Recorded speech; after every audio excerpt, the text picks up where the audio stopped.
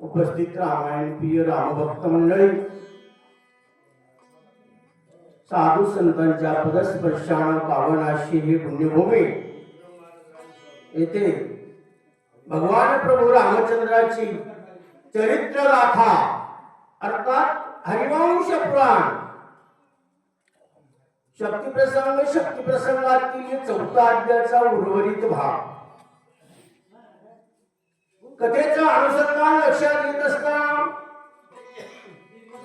गुणांच्या आरती हनुमंतरायानं असतं भगवान प्रभू रामचंद्राचं चिंतन केलं, आवेशनाती त्या ठिकाणी असताना नामस्मरण केलं.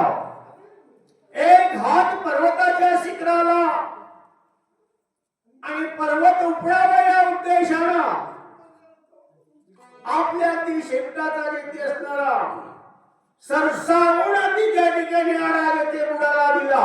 करण राम नाम स्मरण वेगे उपनिता गिरींद्रना दनादिने त्रिभुवन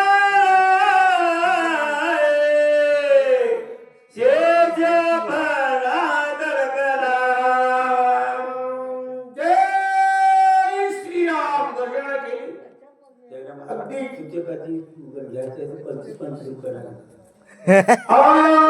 पर्वताच्या व्यक्ती असणाऱ्या शिखराला दिलेला हात आणि लग लग लग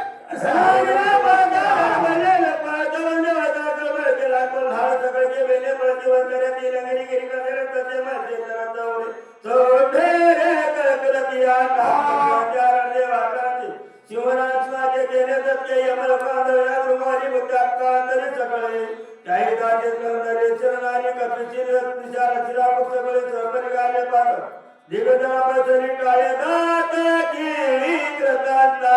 पर्वत ऊपर खास अगदी त्या ठिकाणी पर्वताचे पशु पक्षी प्राणी किलकिल करू लागले. अष्टदिग्गजाच्या अगदी त्या ठिकाणी असणारा राजकेळी बसली. हा म्हणता की त्या ठिकाणी असणारा या ब्रह्मांडामध्ये हरबळ देते मारून गेल्या. दर्जाय दलवी तारे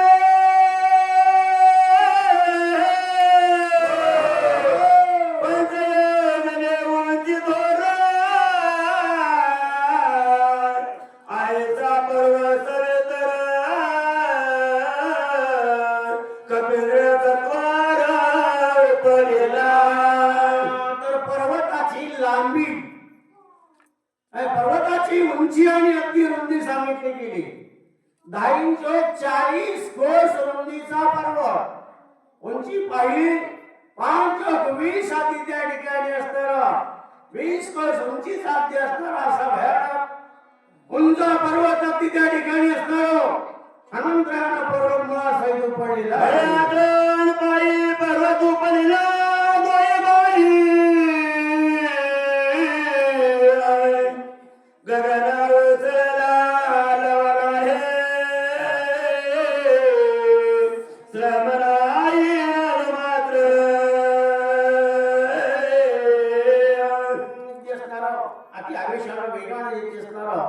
झटकाशीत पर्वत उचलला. पर्वत उपडल्याने ते हातावर झालेले थोडा तरी असणारा सीन यावं, थोडा तरी अगदी त्या ठिकाणी असणारा बळ लागल्यासारखं वाटावं. अजिबात सीन वाटला नाही. काय बोला असं नामामध्ये असा पुरुषार्थ हनुमंताने केला आणि पर्वत घेऊन आकाशपर्यंताला उसळले.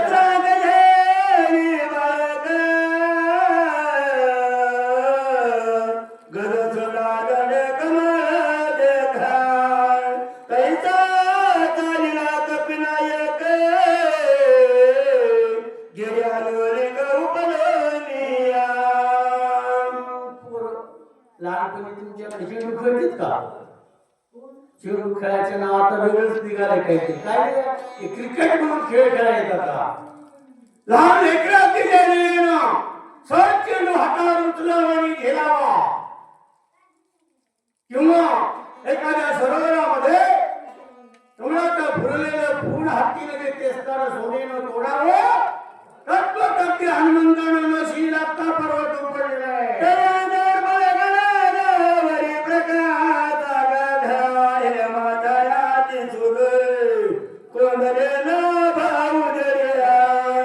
रात्रीची वेळ भयानक अंधार, अशा अंधारामध्ये हनुमंतानं पर्वत उपडलेला हातावर गेलो. आकाशगंगानं जात असताना एक विशिष्ट प्रकारचा ते असणारा आकाशामध्ये प्रकाश पडलेला आहे. रात्रीची वेळ आहे. अगदी अशा प्रकारे उड्डाण हनुमंताचा प्रकाश माथा नवे सवे गवळत जाता, अयोध्येचा प्रवेश पावता, भारत तत्वता देखीला. हातावर पर्वत आहे, अख्खा आकाश एका विशिष्ट प्रकाशानं अगदी असणारं घुमघुमून गेलेलं आहे, कोंडून गेलेलं आहे. आणि हे उड्डाण हनुमंताच्या अगदी असणारं आवेशाने चाललेलं उड्डाण, उड्डाणावर उड्डाण घेत रात्री अगदी असणारं अयोध्येचा प्रांत लागला. ज्या अयोध्येच्या प्रांतामध्ये अगदी असणारं अयोध्येपासून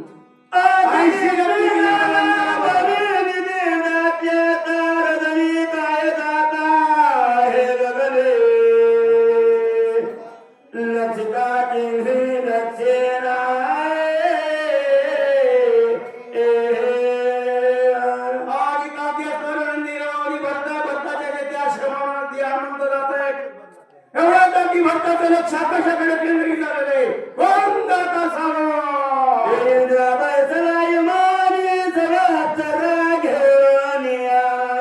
क्रीडा करीत आहे गगनी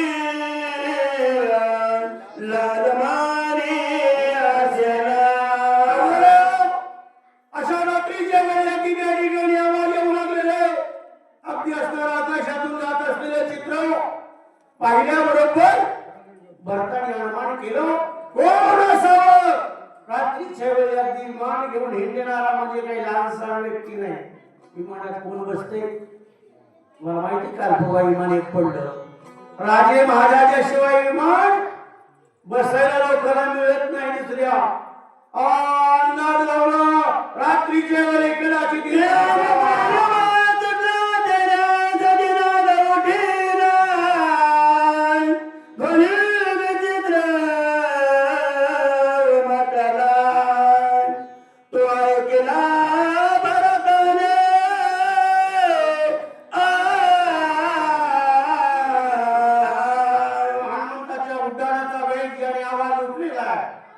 पर्वतावर असलेल्या अगदी औषधी वेगळ्याच अगदी नादामध्ये घुमू लागलेले आहे. विचित्रामय लागलेलं आहे. आणि या आवाजाच्या ध्वनी अगदी त्या ठिकाणी धुमधुमू लागला.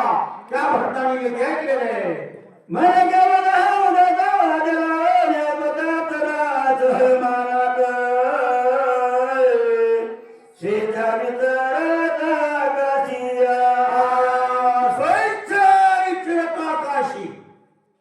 कदाचित विमानामध्ये आम्ही त्या ठिकाणी वाद्य लावून अप्सरा घेऊन इंद्राची त्या ठिकाणी क्रीडा करीत असावा असा भाव अगदी भक्ताच्या मनामध्ये घेऊन यावा रांगणा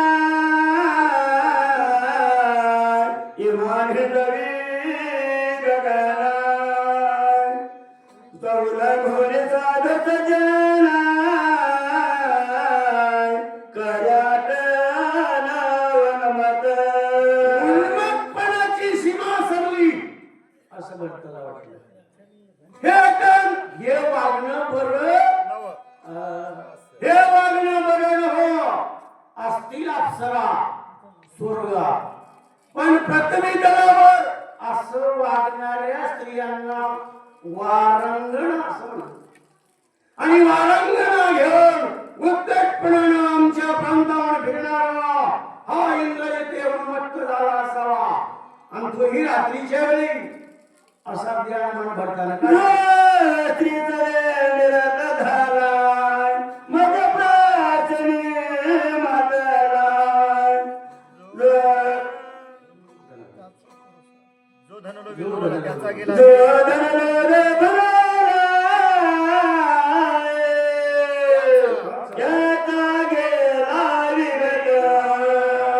एक लक्षात ठेवा, जन्माला आल्यानंतर मृत्यू लोकामध्ये अगदी असणारा जगत असताना पुरुषार्थानं जीवन जगणं हे अगदी असणारा पुरुषाचं लक्षण आहे. कोण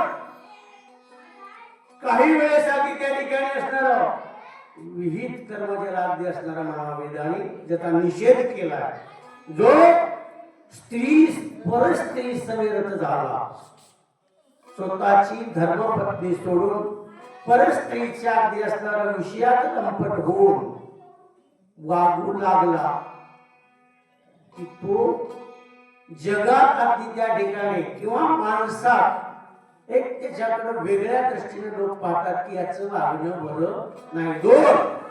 जो ज्याने यही की सुख जोडे आणि परत सुख जोडे असा पैसा खर्च करून मद्यप्राशन म्हणजे दारू पिऊन वागू लागला, त्याचं एक वागणं बरं नाही. आता राहिला नंबर 3, पैसा हे अगदी त्या ठिकाणी असणार उत्तम कार्यासाठी खर्च करण्याचा योग जन्माला आल्यानंतर जेणे की अगदी असणार इतही कीर्ती आणि परत साध्य करता येतं. या पैशाचा दुरुपयोग करणं आणि पैशाचा अभ्यास करीत जगणं, पैसा पैसा पैसा पैसा जन्मल्यापासून मरेपर्यंत ज्यांनी आपला अगदी निजे ध्येय ठेवलं त्या एक माणसाला अगदी त्या ठिकाणी काय करावं, पैसा पैसा पैसा कधीतरी आयुष्यात त्याला काय म्हणतात माणसं एवढ्या चिंगुटपणाचं जगणं जगत जावे.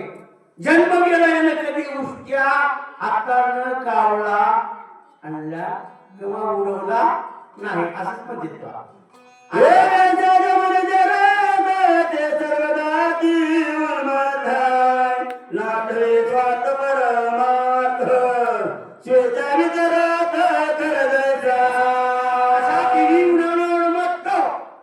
अशा उन्मत्त व्यक्तीला त्या ठिकाणी प्रमाण दिले सोयीच्छे वर्तक म्हणून मार्गे गेला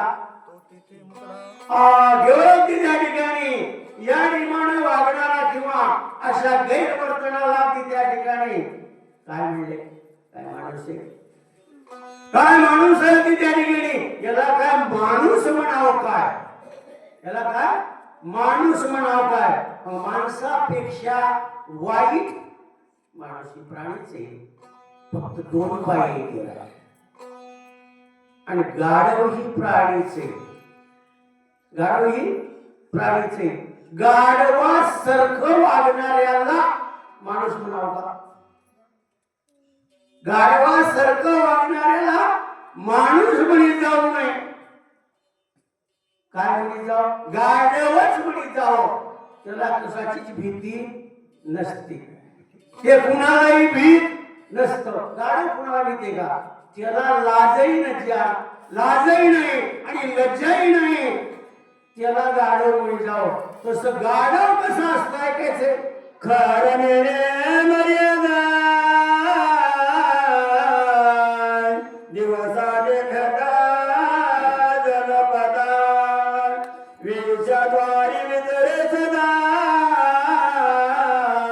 नजर कदा मघारा.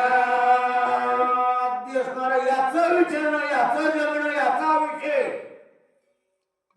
हे कशालाच भेट नाही, एवढं बेसरं वाटते. आता गाढवाला मर्यादा आहे का, आणि त्याला किती केलं गाढवच म्हणते. आता वेशीच्या अगदी घरी जाणाऱ्या माणसालाही गाढवच म्हणते.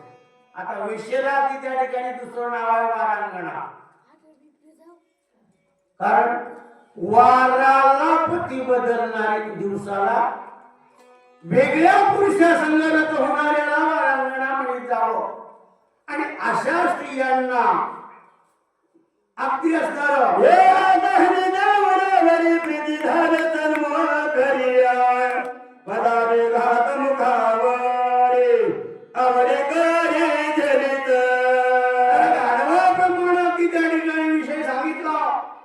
आता गाय मर्यादा तीही प्राणी आहे, त्याला अगदी विषय, त्यालाही अगदी त्या ठिकाणी प्रेम आहे आणि त्यालाही त्या ठिकाणी आपल्या प्रियशी सोबत फिरावं वाटते.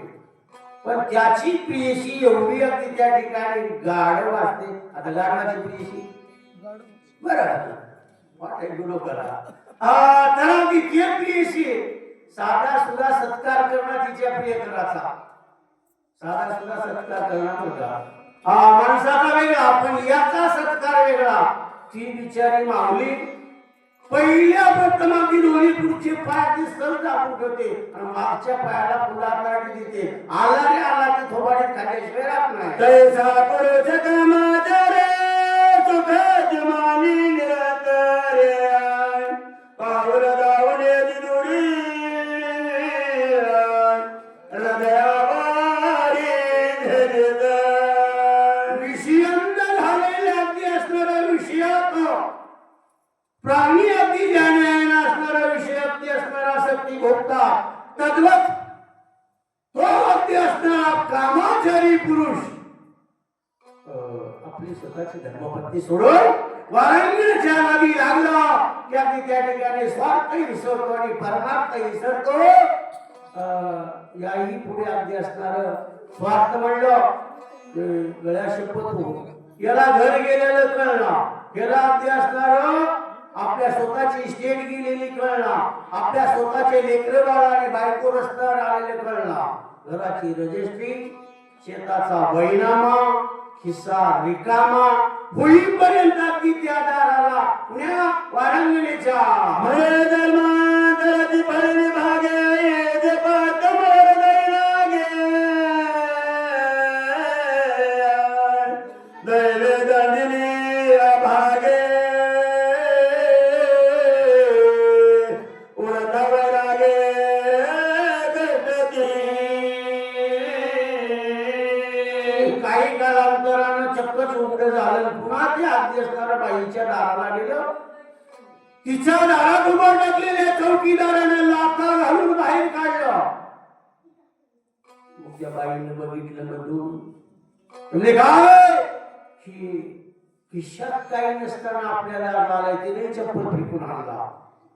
चप्पल फेकून आणल्यावर याच्या युवयाच्या गावच्या याला बघितलं. बघितल्यावर काय सोयरा होता होय का काळा, आणि काय अवस्था झाली अगदी सोयऱ्याची. सोयरे हे बरं हो, हे बरं हो म्हणाले ते जाता जाता. त्यानं मला तुम्हाला काय कळालंय सोयरे हो, याच्यातली गोडी मलाच माहित आहे आणि मीच अनुभवली आहे. तुमच्यासारख्याला अगदी सगळं मिळालंय, पण हे मिळालंय काय म्हणला, चप्पल लागल्यावर म्हणाले श्रीकामाच्या शिरदिया ऐक मधत्याची स्थितिया वेदर बदरती संपत्ती स्वहोती जगनिंद्या. हे अगदी असणार विषयासक्त झालेले अगदी असणार पुरुष याची स्थिती वर्णन ऐकलं. आता बघू जे की अगदी त्या ठिकाणी तुम्हाला माहिती आहे, चांगला चलता फिरता विचारवंत माणूस, विचारवंत माणूस बरं का, एक चौकट आहे, त्या चौकटीच्या आत गेला. त्या चौकटी खाली अगदी त्या ठिकाणी असणारा येणं उंबरट्यावर पाय ठेवला आणि उंबरट्याच्या आत गेला. आणि या चौकटीच्या आत असणारा वरच्या बाजूला एक बोर्ड होता. त्या बोर्डावरती असणारा बोर्ड काळा होता, पण अक्षर पांढरं होतं. असा बोर्ड कुठं राहते, कुठं असते जाणाऱ्याला माहित, आपल्याला काय माहित आहे, पण असा बोर्ड कुठं कुठं दिसतो. आतमध्ये गेला चांगला की बाहेर येताना नीट येत नाही. त्या अगदी असणार काम कर्म स्वर्गात पुढे निष्काम तर डोळा पुढे मक्ष सुद्धा तर तिच्या असणाऱ्या पैशामुळं सकामता सत्कार्याला त्या ठिकाणी असणारा पैसा लावून जीवनात त्या ठिकाणी असणारं या जीवनाचं सार्थक करता येतं.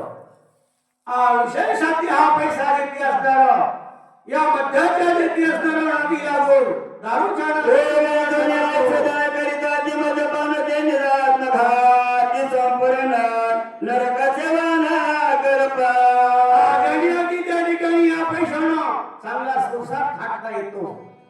प्रपंच करता येतो, मुलं बाळ अगदी सांभाळता येतात.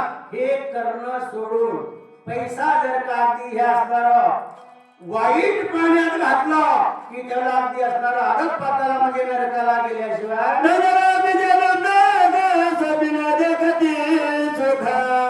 धर्मदार भोगते साधी त्या ठिकाणी असतात.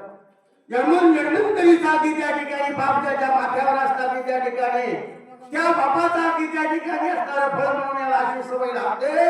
आणि अगदी इथं असणारे यही ध्येय अगदी त्या ठिकाणी इथं आल्यानंतर परमार्थ जोडण्यापेक्षा केवळ अगदी त्या ठिकाणी अधपाताचा मार्ग स्वीकारतो.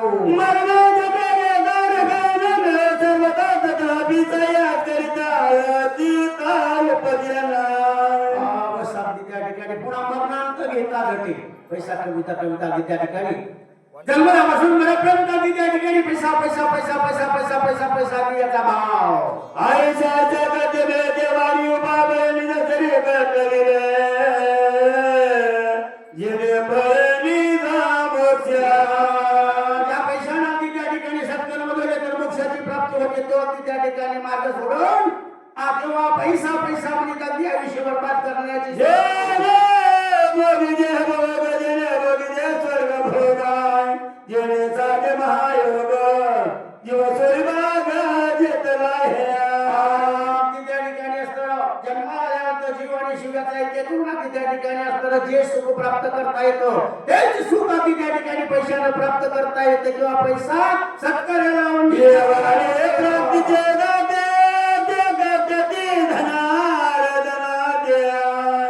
येतराचे बोल पुढे दे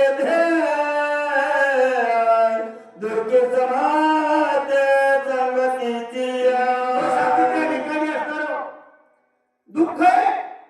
कारण प्रपंचात दुःखच आहे अगदी त्या ठिकाणी. कारण प्रपंच अगदी त्या ठिकाणी संसार दुःख मुलं तर या संसारामध्ये आधी त्या ठिकाणी याची स्थिती अशी जर का बिघडली तर आधी जीवन याचं व्यर्थ आहे. घे धर्म निरती काही पर्व काय का नाही श्रद्धाची संभावना नाही निरात्माई सदा पितर. कारण विशेष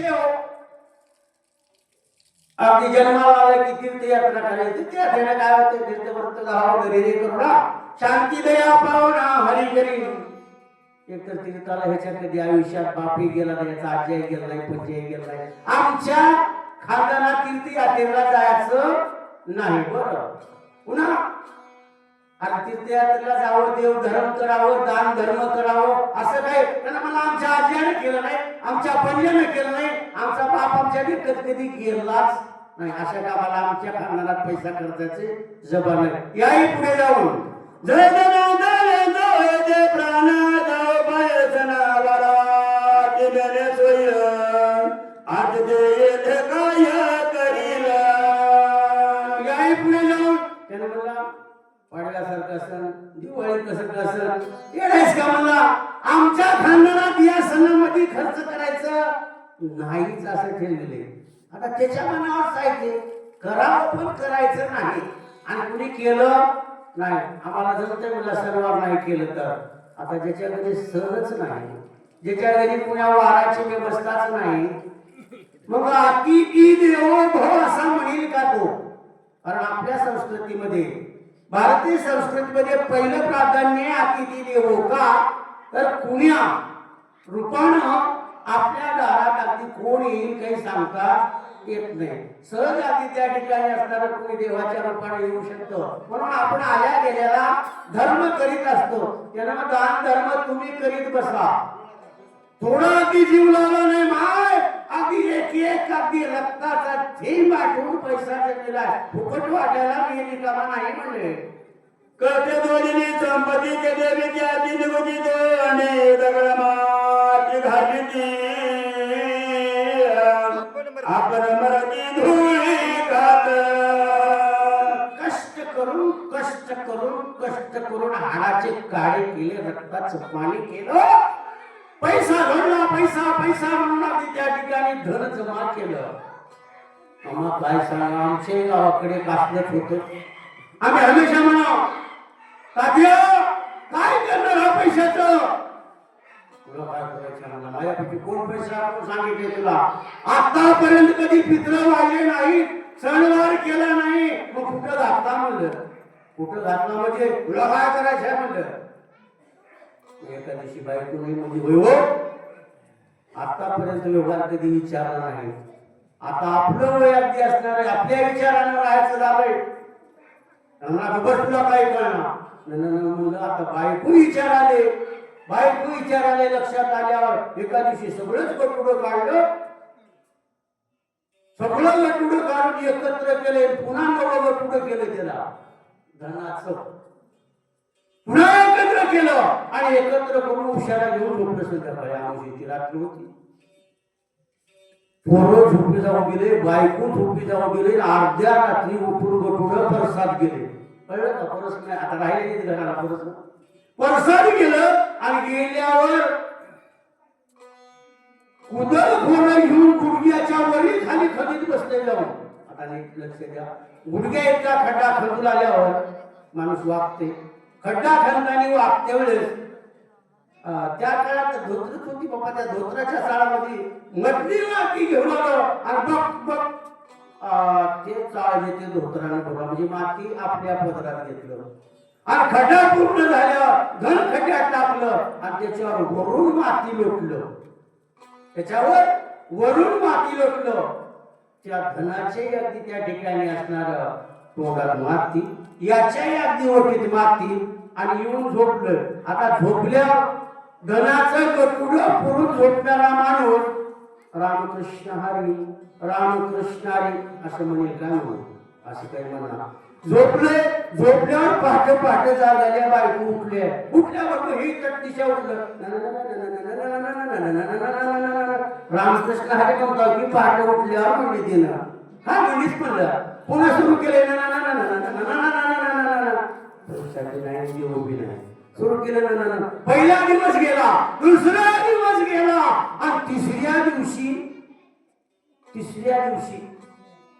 त्याचं लक्ष कुठंच राहिलं नाही त्या पुरलेल्या गटुड्याकडेच लक्ष तिसऱ्या दिवशी रात्री जर असं छातीत दुखले म्हणून आवाज दिला बायकोला ये म्हणजे पुन्हा तिसऱ्या बारीला कवा गेलं ह्याला कळालंच नाही म्हणजे जन्मभर पैसा कमवून पैशाच्या तोंडात माती लेकरा बाळाच्या तोंडात कोणाला सांगितलं नाही लेकरा बाळाच्या तोंडात माती आपल्या पदरात माती घेऊन मरणाऱ्याचं कसं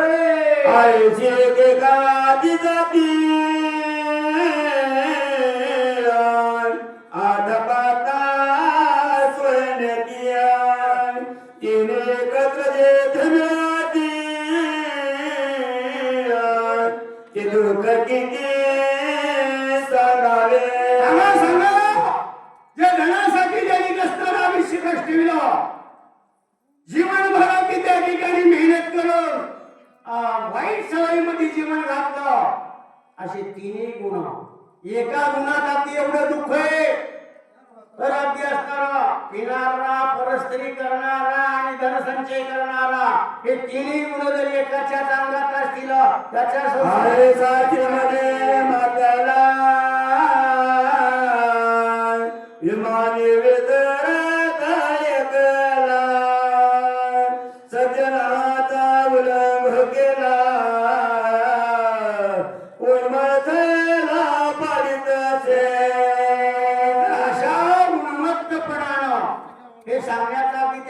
भाव काय होता मानव अगदी जन्माला आला तर उन्मत्त आणि उद्धट होऊन वागू नये हे विषय सांगण्यामागे अगदी असणारा असा भाव होता असा उन्मत्त झालेला इंद्र अगदी त्या ठिकाणी विमानामध्ये बसून उन्मत्त होऊन अगदी त्या ठिकाणी छायेला पाडीत असे आणि अशा उन्मत्तपणाची सावली आमच्या अगदी त्या ठिकाणी राज्यावर जाता कामा नये